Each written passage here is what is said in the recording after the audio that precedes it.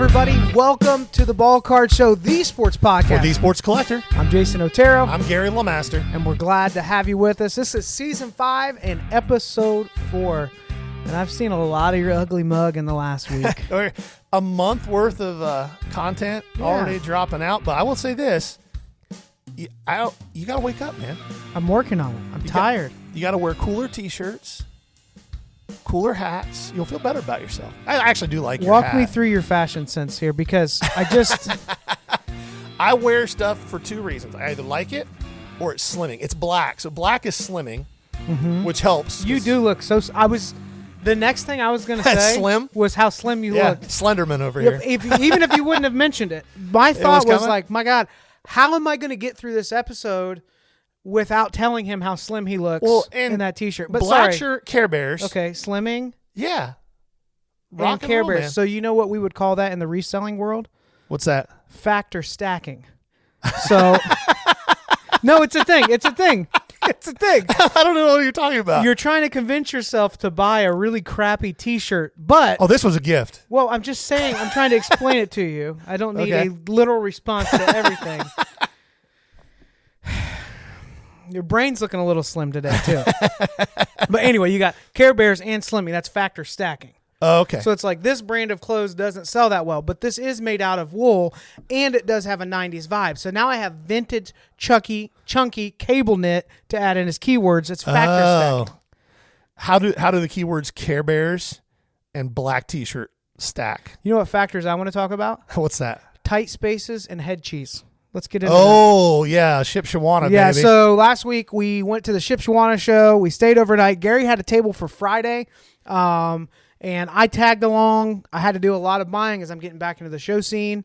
We actually just uploaded a video the same day as this podcast from Shipshewana. It shows all of our main pickups, the ones we're most excited about. So be sure you check that out. But we were in the heart of Amish country. And when I say it, there was an area in southern Indiana where I grew up that had a large Amish community. This was a much larger Amish community. Yes, it's legit. So we get there a little bit early. They're not quite opened up at the Shipshewana Conference Center and then Event Center. And then we decide to go to one of those. I mean, there's one in every Amish meat and cheese store. How do you beat that? So we go in. Now, Gary has one of the weirdest affinities for foods that you were like, that's disgusting. He's the guy that's like, I love it. It's so good. It is. So he picks up head cheese. Which 3 pounds of it. I was so excited. If you don't know what that is, I'll try to explain it the best way I can, and then I'm sure you're going to need to defend me. But head cheese is here's what I do know is in it: pork snout and pork. Was it called hock? And then other pork parts, all held together with a clear gelatin. So it's like you're looking through a thick slab of. If bologna was separated out and stringy in Jell-O, and you cut it like a loaf, you really made that worse than it is. Is there a part of that was not accurate? No. So basically, you take. Hold on. Is there a part of what I said that was not accurate? Well, no. In the micro, it was accurate. Okay, what am I missing out here? In the macro, you made it worse than it is. You take the head of the pig, you boil it until everything falls apart. You pull the bones out, and then you add pectin and salt and some other seasonings. And then you pour that into a tureen, and you let it set, and then you slice it. Ladies and gentlemen, not only does he eat head cheese, he knows the process of making it, which is even more disgusting. I've made it before. But we get back in the car as we're leaving, and I issue a very clear statement to you. I said, as we're passing a buggy, I said, don't you open that, or I will kick you out. If I smell that head cheese, you're a dead man. I would rather have my head sewn into the ass of that horse that was flip-flopping right there, right into the cheeks, than to smell that head cheese. You also said that you would run the Explorer into a divider on the freeway. I said I will full-speed concrete barrier if you open that head cheese anywhere in this trip. So it made it all the way back. Slightly pickled. It's delicious. No, it's disgusting. Yeah, it's really good. So are you. But Shipshewana was a great show. Let's talk about... They've been expanding. It's been growing. They have a much bigger facility that they're using now. It didn't matter. It didn't matter. I'm telling you, there's a lot of images out. If you follow the show, you've seen them by now. But it was so packed. Friday there was like a 2 to 3 hour window. Yeah. Basically other sellers buying from each other, setting up. And then once the floodgates opened, it was insane, nonstop. We were going to do the trade night afterwards. You could. It was There butt was- to nut. yeah, It was nuts. Packed, and we were exhausted. Like We it were was a hungry. lot. We were so hungry. It had been such a long day, and we're like, let's go and get food instead of going to the trade night. That's the most surprising thing that you've heard yet this episode. We were hungry. So we leave, and it's like 8:00. It's not late. Yeah. When I say everything in this town was closed, I mean everything. Well, now the pizza place does have long hours, but what time do they open? 7 a.m. If 7 you a.m. want a slice of pepperoni at 7 a.m., they got you. But if Absolutely. you want one at 6 p.m., You're out. not happening. So Yeah. we think, well, let's just go DoorDash. It looks like there might be some DoorDash options. The 1.5 miles from where we checked DoorDash options till we got back to the hotel, there were no longer DoorDash options. When I get hangry, You were definitely hangry. I become something other than human, and I hate anyone that's around me. And you were definitely on the receiving end of that. That's okay. Because I was like, I trusted you with DoorDash. I Yeah. trusted you. You told me. You said there were so many options. Yeah. And here we are. We had to starving, drive 15 miles to the next town. passing buggies in the night. And That's dark. an experience. Like, yeah. when you're in the heart of a Amish country, you don't realize how much light pollution there is in a major city where we live. We're just so used to it. It was dark. Yeah. So we get there. We do get food finally. Got a Mississippi pot roast pizza. We Which don't was need to tell actually them how really fat good. we are. We don't Well, need to tell them how fat. fat. And then we went back to the hotel. Jason wasn't angry anymore. And then Yeah. we got up, went the next day, and Saturday was just, you couldn't walk. It was as crowded like As the National. Yeah, it was as Yeah. crowded as the National. One thing I would say is a little bit easier to get showcases. Like the National, if there's a popular like a table or a booth that has a lot of good stuff, like you're 2 or 3 deep a lot of times. Yeah. It wasn't quite that bad, but there were a lot where you're waiting and having to jump in. The sellers were exhausted. Like that was Yes. super clear.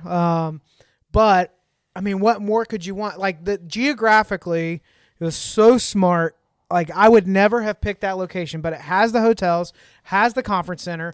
You're pulling from Detroit, Chicago, Indianapolis, Columbus, and there were people flying in from the West Coast for this. Yeah. It's so- one of the biggest shows in the country as I far as don't- regionals go. I don't think that's going to change. I think it's No, it's getting bigger and Yeah. bigger. And Brad does a great job promoting it. And now that he's joined forces with Ryan at Car Collector 2, they've kind of come together. They're actually launching one here in Columbus. They're taking over an existing show and changing it up some. So we're going to have a big show, monthly or bi-monthly show here in Columbus, That's which great. is going to be Yeah. really good. But yeah, if you have a chance to get to that show, they're doing another one in May. It's not quite as big as this one. It's going to be in the same location, but it won't be quite as big. But this is the big one every year, and it is so good. All right. If they are lazy as they're watching this and listening and they don't want to look up the video of pickups, I need you to say one that you picked up at the show Yep. that is your favorite pickup. The McDavid rookie bought couldn't get my money out fast enough. Jason was standing there and he missed it because the guy had some vintage stuff, and there was a Connor McDavid Young Guns. It was the canvas, the horizontal one, not the vertical one. BGS 10, 0.5 away from a black label, and he had it tagged at about 50% of market value. Yeah. And I said, "Hey, would you take this?" And he said, "I'll meet you in the middle." And so I asked Jason when we walked away. I said, "Did I look as greedy as I think I did as I was whipping my wallet out?" Because it felt like He was like, "Oh my gosh, here's my money. Take my money. Take my money. Give me the that's card." how it felt. Yeah, So you stuck your hand out to shake it, and you're like, "Deal, sir. You got a deal, buddy." Like you were coming out of a 1950s television show. But yeah, Oh, boy. that was probably the best pickup I had. I think if I had a personal favorite, it was the Bright Lights Barry Sanders, That's because you cool. don't see Yeah. him very. It's not a big card. It's Yeah. like a $60 card, but you just don't ever see him. It was 1999 Skybox EX. The Bright Yeah. Lights insert is a yellow. And my favorite pickup was the playoff contenders autograph rookie ticket for Urlacher. I thought you were going to say the Spielman, but the Urlacher was a cool Spielman card. is a beautiful card. Pop 1 to 25, flawless, gold signature, team logo. It's a beauty. That's going to really. It was fun for me to watch you buying at this show because it's been a minute since you have been focused on anything other than like High volume, low dollar stuff on eBay. Like your buys, you'll call me, "Hey, I just bought this 4-row," and watching you buy some nice stuff and getting prepped to start getting back into the show scene Yeah. was fun for me because you were excited and you were excited to show me what you got. It was fun. Yeah, it's been fun, and it's been like an adjustment going from, oh, I'm going to 5X this purchase to, hey, man, if you get 35 to 40%, you killed it. And I'm like, really? Because it's so expensive to do a lot of this. But, I'm excited because this weekend in Xenia, Ohio, we will be set up. Gary, both of us will be there. We'd love to see you there. I'm buying still more showcase inventory. You're always buying. Always. And we'll be set up to sell some stuff too. So if you get a chance to come out to Xenia, we'd love to see you there. Yeah. It's a great show, and they advertise 3 buildings. Is that right? Yeah. Well, we were talking about pickups. I do want to talk about one other pickup, but it wasn't from Shipshewana, but it was the same weekend. I know, but you included in the video like I it did. was. That was dirty. Well, no, I said this weekend. The integrity. I said it was this weekend.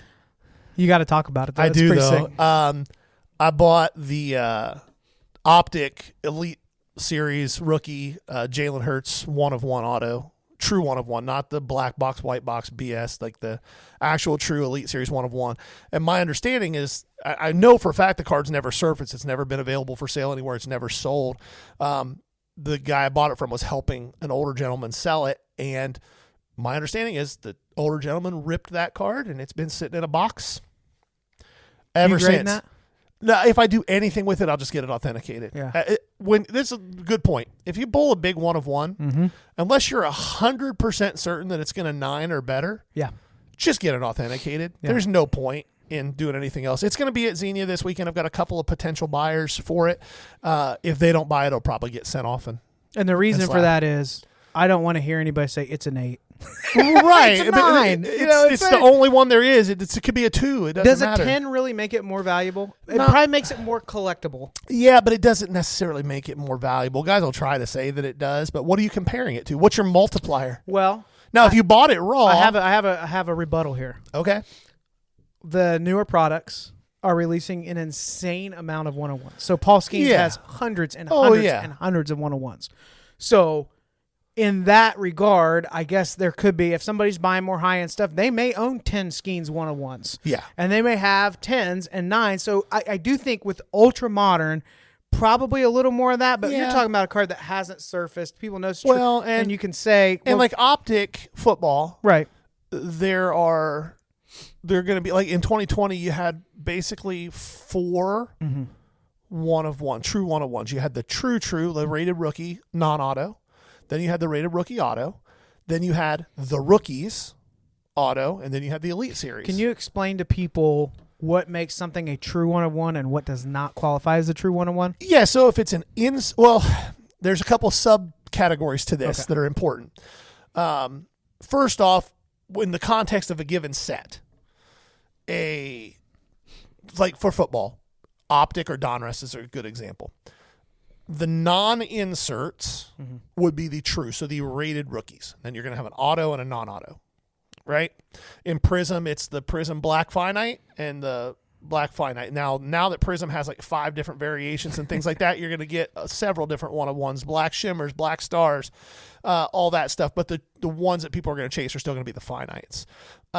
Then you also have like trues within that subset. So the rookies in Optic and Donruss, there's the rookies, which is a insert set, and then there's the Elite Series and Elite Series rookies, which is a subset, an insert set.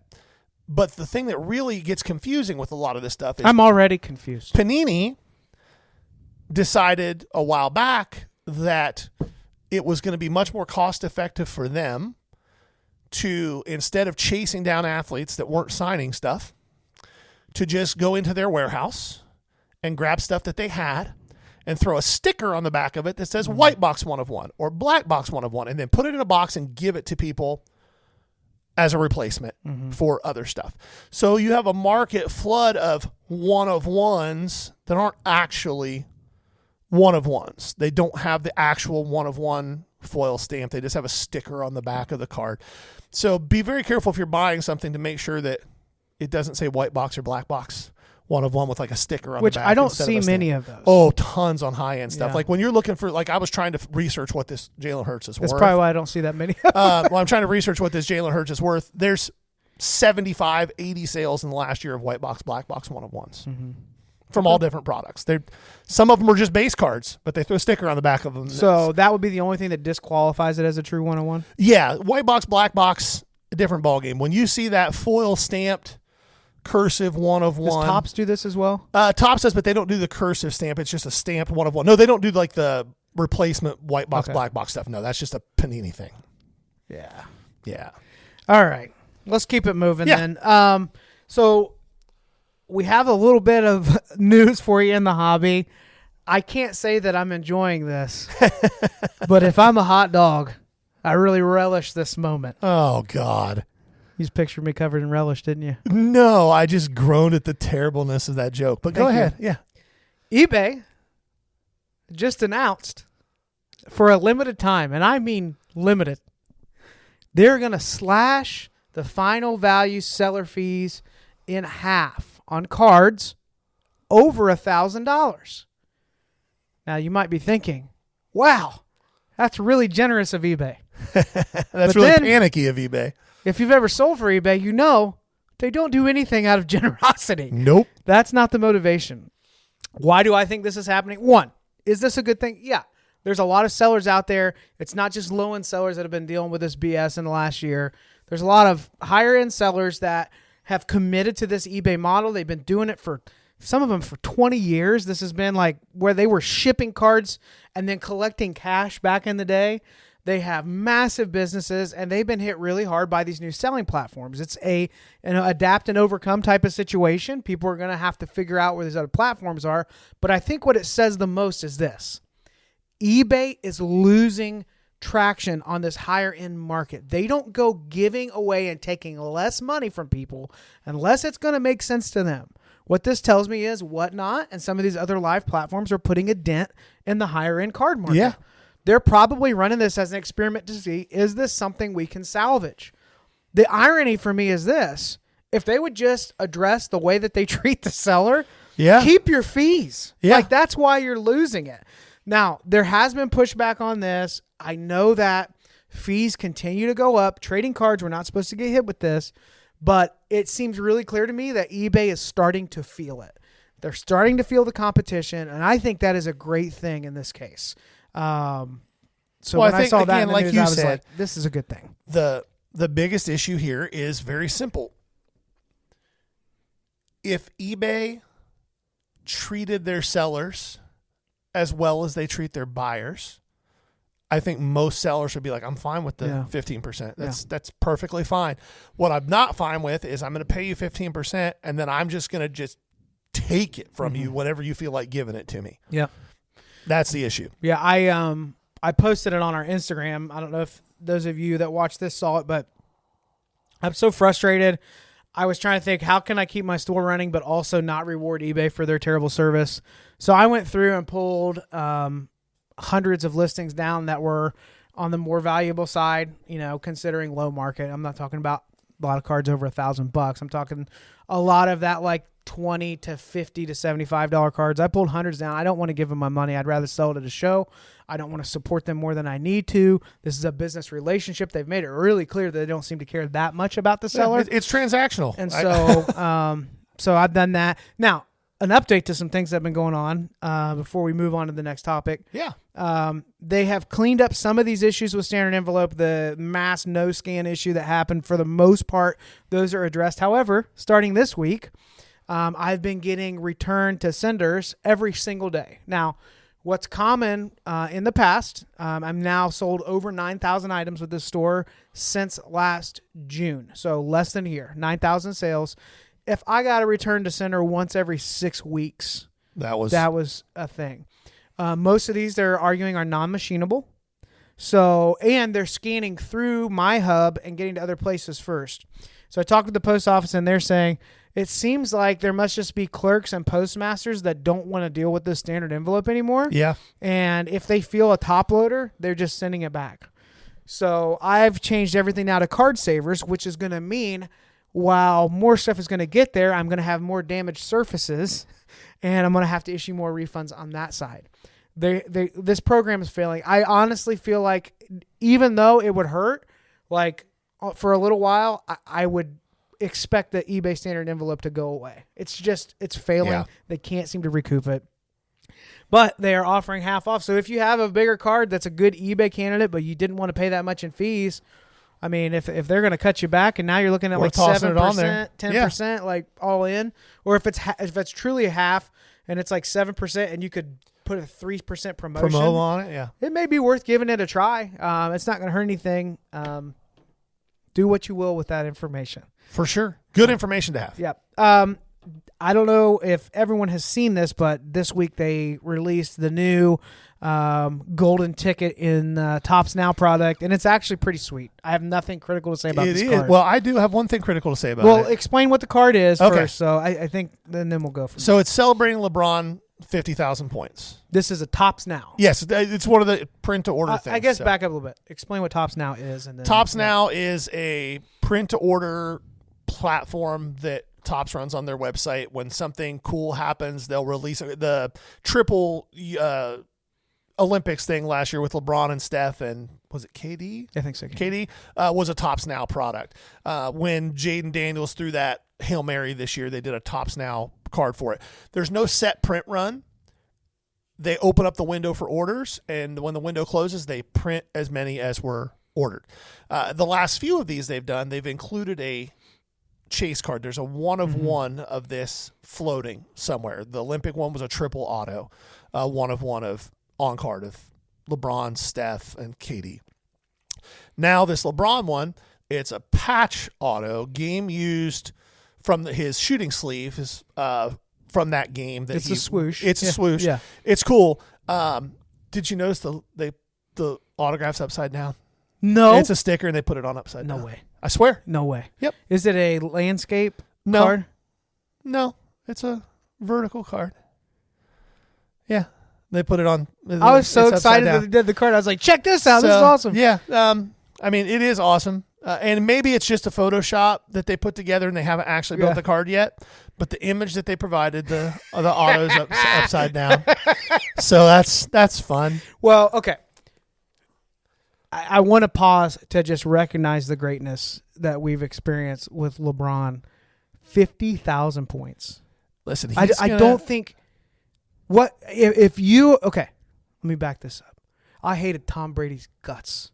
As a Dolphins fan, 20 years of my life basically watching him dominate the division, embarrass my favorite team, come back from behind and win everything that mattered, like over and over again. And he seemed cocky. And then you had the New England fan base, which is already a disaster to deal with. And so for many reasons, I was like, no, he's not the greatest. He's not the greatest. And then whenever they came back in the Super Bowl and beat the Falcons, I could no longer say that I'm not witnessing the greatest quarterback of all time. It just, at some point, and I know that Tom Brady is much more liked now. Now, I don't think I hate his guts anymore. I think I appreciate him on the other side of this. But LeBron gets a lot more hate than Tom Brady does.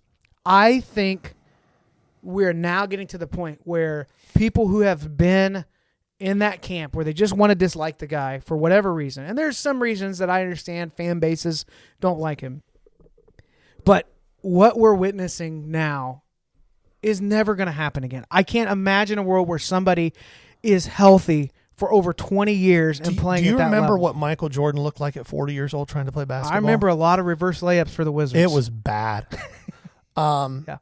The reason LeBron gets a lot of hate is because he doesn't just shut up and dribble. Let's just call a spade a spade. He doesn't get hate for his on-court stuff. People will complain about him flopping here and there. I think you have fan bases that felt betrayed with. Well, yeah, but I mean, most of the hate he gets is a direct result of not shutting up and dribbling. He uses his platform for things that he cares about, and good for him. Yep. Whether you agree with it or not, we should all use the platforms we have to stand up for the things that we believe in. Yeah, absolutely. Period. Yep.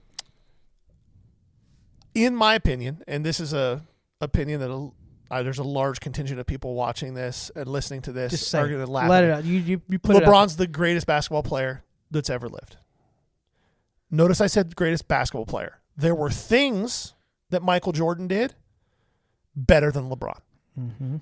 Michael Jordan, especially for about an 8 or 9 year window, was the best at-will scorer I've ever seen. He was the most competitive player I've ever seen. So are you saying he wasn't 25% of the passer LeBron James is? You think peak LeBron, peak Jordan LeBron? I think career. Okay. Gotcha. I think career, LeBron's the greatest basketball player I've ever seen. He's 40 years old, and he is dominant. I think he's still one of the 5 best players in the league at 40 years old. In my mind, the last 5 years cement what you're saying. He's the best basketball player. Not best scorer, not best rebounder, but he's the best basketball player that has ever played the game. One of the 8 or 10 best passers of all time at any position. And for a wing, probably the best passer of all time. He's going to finish number 1 in scoring. He's going to finish top 5 in assists. And he's he's been an all defensive player multiple times. And one of the things that's really, really important about that conversation is he defends all 5 positions on the court.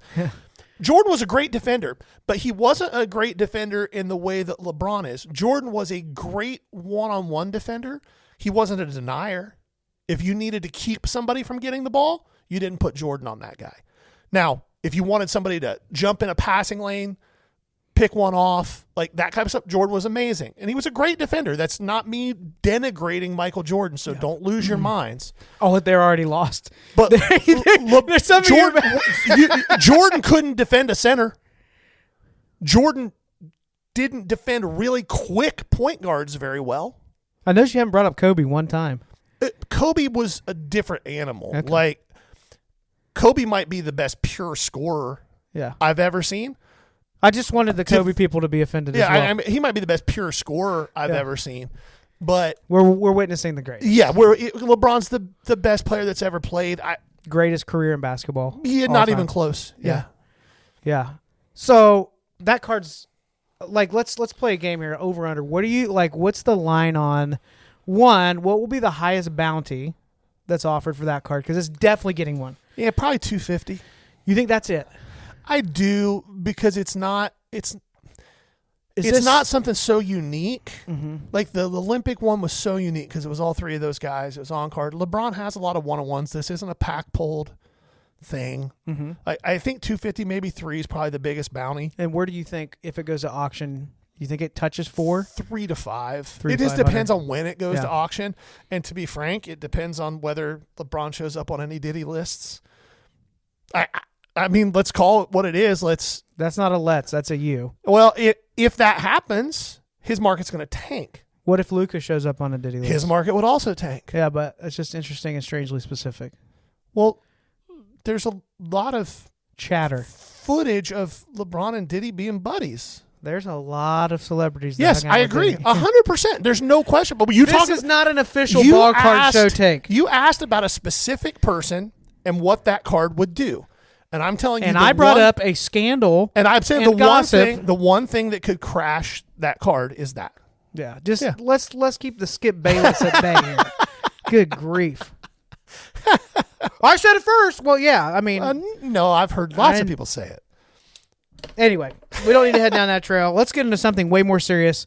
The Cheetozard, oh my God, has officially sold on Golden Auctions for $88,000. One of the most ridiculous things I've ever seen in my life. If you don't know what I'm talking about, listen in here. You should be glad you don't know.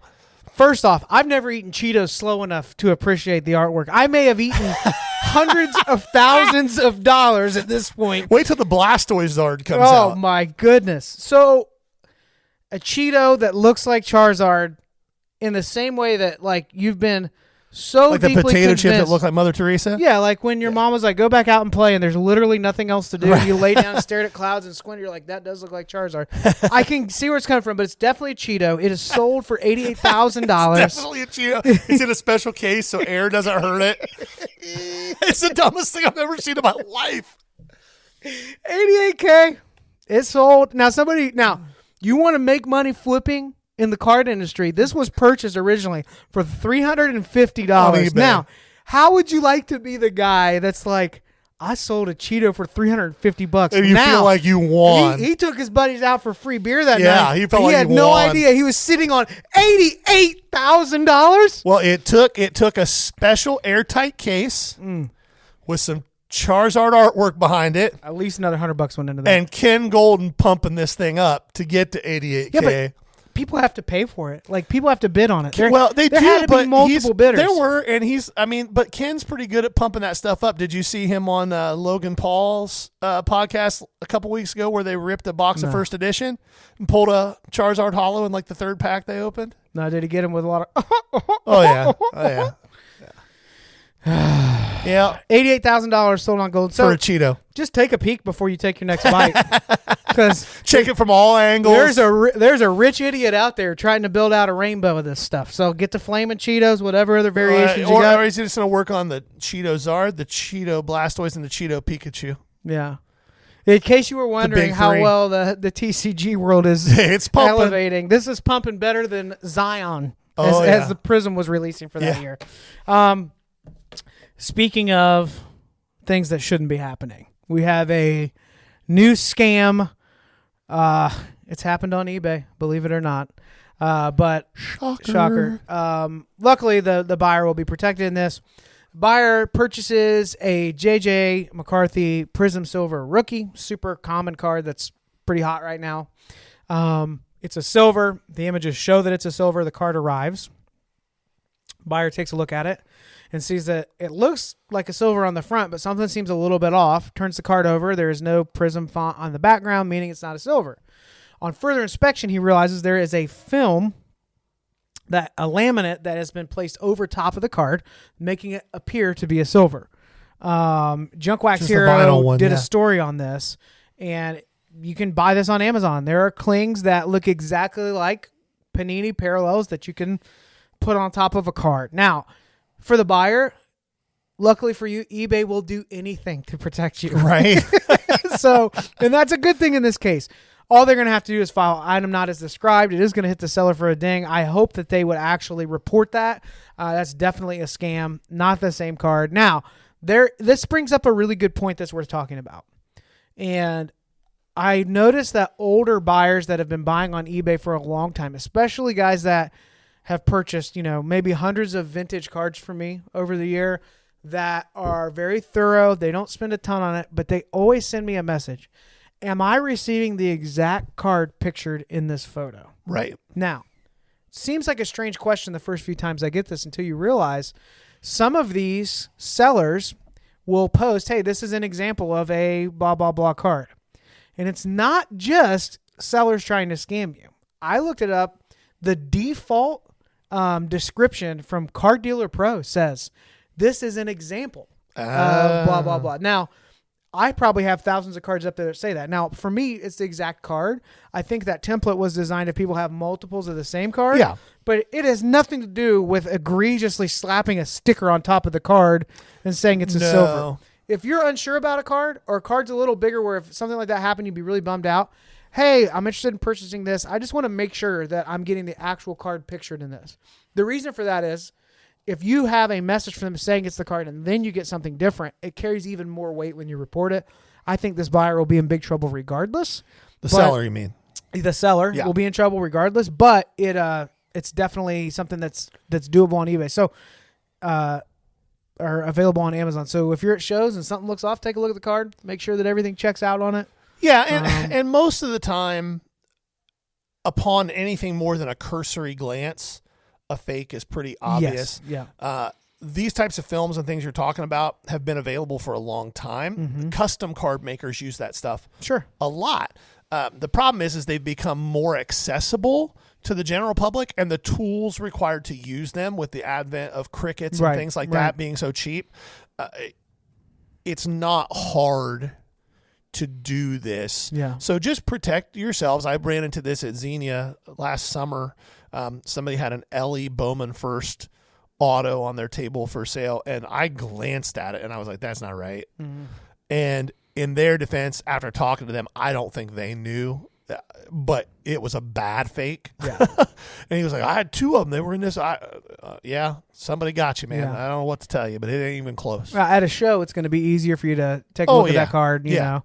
But on eBay, it could be tricky. But again, somebody just lied to them. They had a picture saying this is what they're getting. They sent them something different. Yeah. It's kind of an open and closed case, but it's out there. It's easily available to get it. Just something to keep an eye on. Definitely worth taking mind of it. Big news in the current sports world, which it's a little bit of a lull right now. You know, we're off football, spring training's going on, but we're not quite into the season yet. But Deebo Samuel's trade to Washington is, man, that offense is really scary now. It could be, but here's the thing, and I was thinking about this. Sometimes, you know how in the sports world somebody will have a really great season and then they get this reputation that they're this great player. Mm-hmm. Now, I think Deebo Samuel's a good player who's been hurt a lot. But if you look at his career, he's had 1 great season and a bunch of average seasons. It's a lot like Cooper Kupp. Cooper Kupp's a good wide receiver, but the 1 year he had where he won the Triple Crown, that wasn't the norm. That was an outlier. Like, surrounded by season-ending injuries. Yeah, but like Cooper Kupp the year before, he was on pace for like a 900-yard season before he got hurt. And the year after, he was on pace for like an 1,100-yard season. He wasn't on pace for another 18. Cooper Kupp has never been and never will be Justin Jefferson or Jamar Chase. Like, good wide receiver. Deebo Samuel, good player. I think he opens things up and helps the Commanders in a lot of ways if he's healthy. But don't go buying Deebo thinking that he's going to throw up a 1,500-yard receiving season with 400 or 500 yards on the ground. And like Terry McLaurin's the clear number 1 there. Yeah, like Deebo is the 2 or 3 there. Like, you know what I would say that I think he's going to be a little higher impact than what you're expecting. I see where you're coming from with that. There definitely have been that. I know. Was it last year? Was it a slower start? Was he hurt on the front end of the season or a little bit later in the year? No, a little bit later, but he only missed 2 games. Yeah, on the front end, it was like, hey, is he going to catch stride? Ayuk's doing a lot. Like, it just went back and forth. Well, Ayuk got hurt, and when the offense needed to lean on him. Well, let me go back to what I was going to say. Take a look at Miami, right? Yep. Put Jaden Daniels there with Waddle and Tyreek. Oh, God. Yeah. So just having a really solid second option. Oh, I don't disagree. I think that's been a multiplier for that Commanders offense. Yep. Now, what's going to happen in the market? All right, Deebo was, because of that year and the timing of the hobby, he got real expensive. Yes. Too expensive for a lot of people. Then you had injuries. So some people dumped his cards on the cheap, but you also have some that have been sitting on those like, hey, he's going to be back. He's going to be good. They're going to have to take a loss on these cards. So I think he will be a little expensive. However, somehow Jaden's market probably just went up with this. Yeah, it actually has a little bit. Jaden's market didn't really come down much at the end of the season. Like his downtowns were doing 15 to 16, and then at the very end of the season, once they got eliminated, they went down to like 12, 13, but now they're back up to 16. Yeah. And Optic hasn't hit yet. When Optic comes out and his Optic downtowns hit, they'll be $2,200. Yeah, it's going to be. I think it's just really cool. You look at a team that literally had poop pouring into their field a couple of years ago. Yeah. Ownership gets shoved out. You have the rebrand, which, let's be honest, no matter how you feel about it, the way that's done has been a disaster for the team. Yeah. And now they're turning around, and you're like, they're in contention. Well, just goes to show how much in any organization, sports, business, life, it just goes to show how much your top-level leadership matters. Like the Cowboys should be as good as their fans think they are. They will only be as good as Jerry Jones, and Jerry Jones ain't any good. Yeah. It is what it is. Perfect example of that. Yeah. My Bengals are in the same boat. Yeah. I don't want to talk about the Dolphins. It's just... Yeah. Well, your new owner's better than your old owner. Huizenga was real bad. Yeah. Yeah. Well, you know. I feel you'll always have Marino. That's all we've got.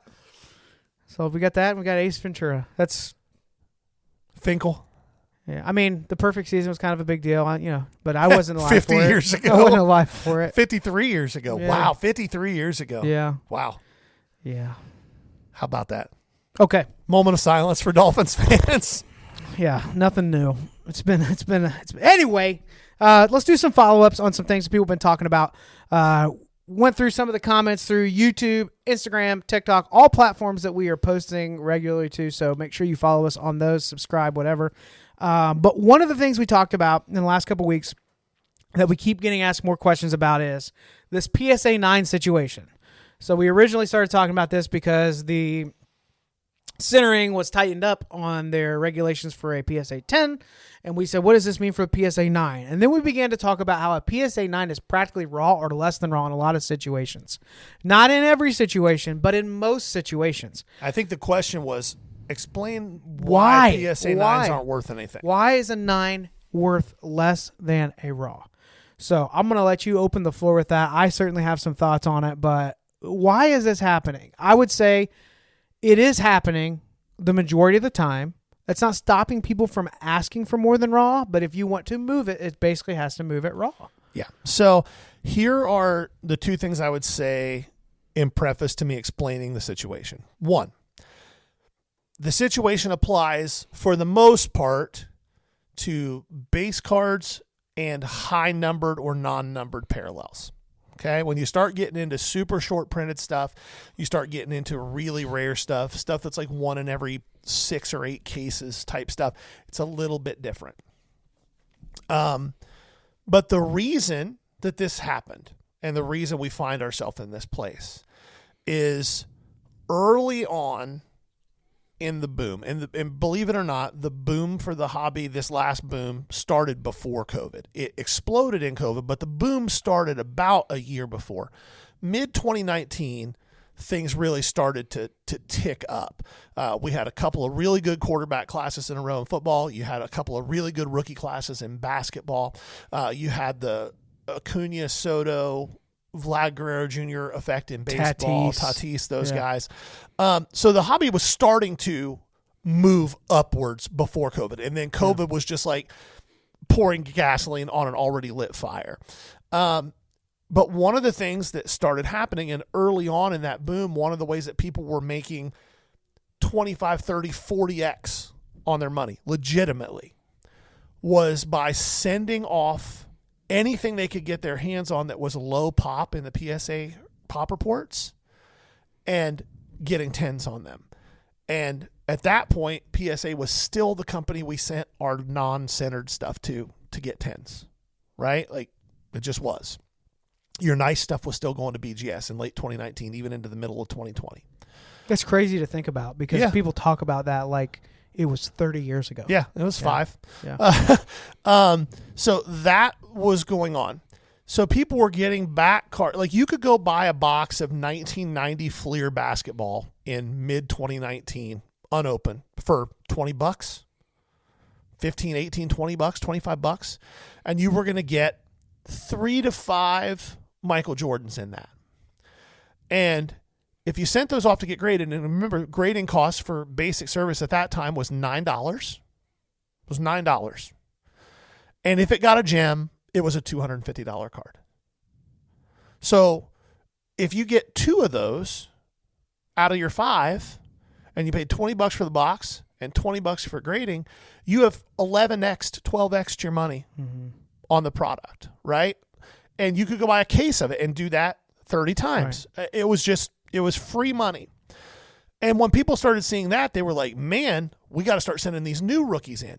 And so PSA, and it's what caused the delay at PSA, where everything was taking a year and a half, 2 years to get your subs back. People were sending in 300, 400, 500 base Donruss Kobe Whites and DeAndre Hunters and all these guys from that 2019 class, base Donruss Kyler Murray's, and just all this stuff because it was a $5 card and it cost $10 to grade it, and you could sell it for $100. Yeah. It was a 10 to 12x on a PSA 10 from Raw at that period of time. What did a 9 do at that time though? A 9 usually was about 40 to 50% more than Raw. Yeah. But what happened is so much went in and so much came out that the market got flooded on 9s. And so as the market got flooded on 9s, there wasn't any demand for it. The demand all switched to, well, it's got to be a 10 or nothing. So the 9s got devalued and devalued and devalued to the point where you can buy base nines of pretty good players. They're rookie cards from that era for $7-8 now. Yeah. And as that continued to happen, the market shifted and perception is reality. And the perception of the market was that it's better to have a raw card that has a chance at a 10 than it is to have a slabbed 9. Now, again, back to the exceptions to that thought process. Really low numbered stuff. Like of 10 or less, 9s are not worth less than raw. Really super short printed stuff. The stuff that comes one every 5 or 6 cases, like the and really thick cards, tough grade cards, like Flawless, National Treasures, Spectra die cuts, things like that. Little different ballgame too, because a 9 in those is about the same as a 10 in anything else, and a 10 in that's about the same as a BGS 10, and anything else. So those are kind of the exceptions to the rule. I think, as we talked about a couple weeks ago, as this continues to shift and the PSA's standards continue to tighten up, I just got an order back where I got slaughtered.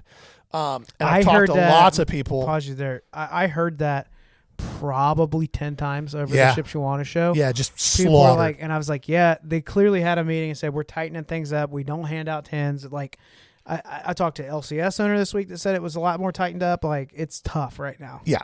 So, and I think that as that continues to happen, the value of 10s will continue to rise, especially on newer product.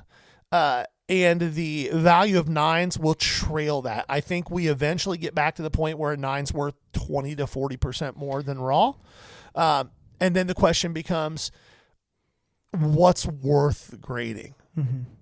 Right? Like, if it's going to cost you $20 to $25 to grade a card and it gets a 9, it's a $20 raw card, and it's a 9, it's only worth $30 at the most. So the answer is that's not. If that's not something you want to send into grade.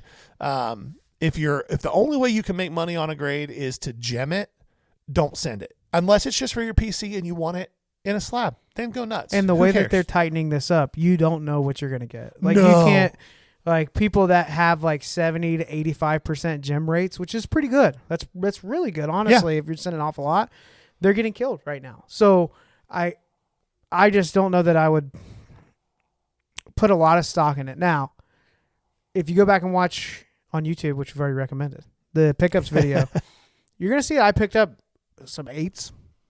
I picked up some PSA 9s. Older cards. But they're all early 2000s, tough grade, thicker patch cards, game used. And in newer slabs. Yeah, like I have a PSA 8 Pop 1 Tom Brady game used jersey. With none higher.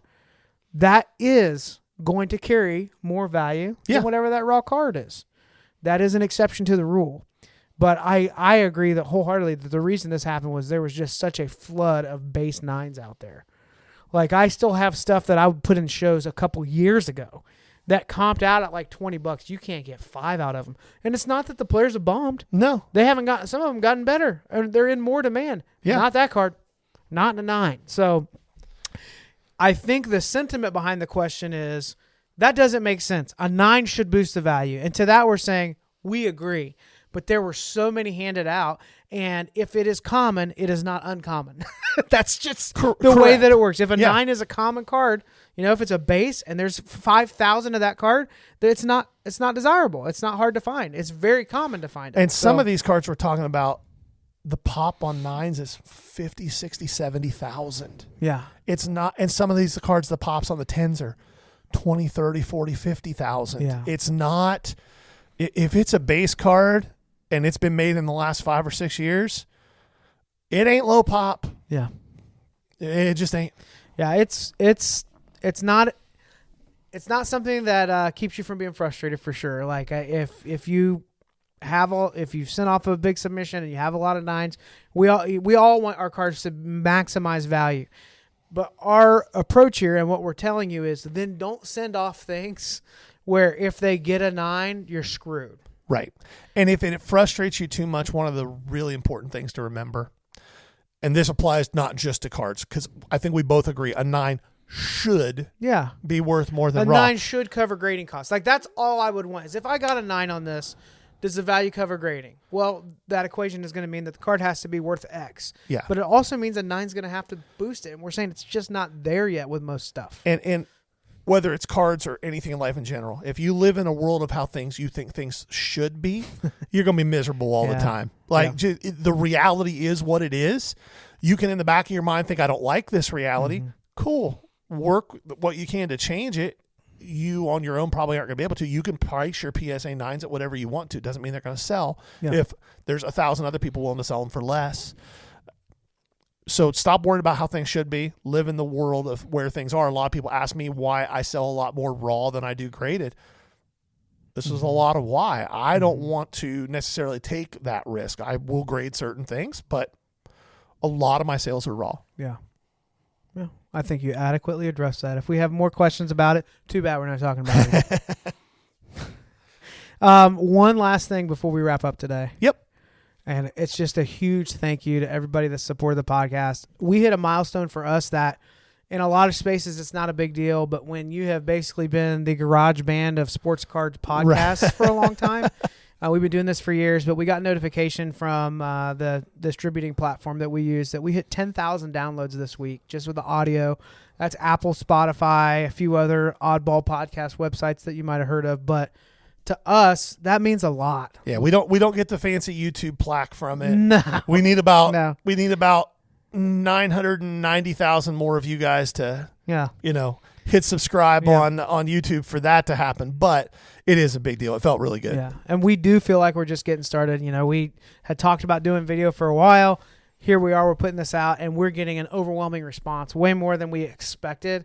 And we're just so happy to see that. But 10,000 downloads, it's a big deal to us. I hate your guts, but I love you. And I'm glad that we get to do this. I'll make sure I buy you some head cheese for Christmas this year. Please don't. This has been the Ball Card Show, the sports podcast. For the sports collector. Bye now. Peace.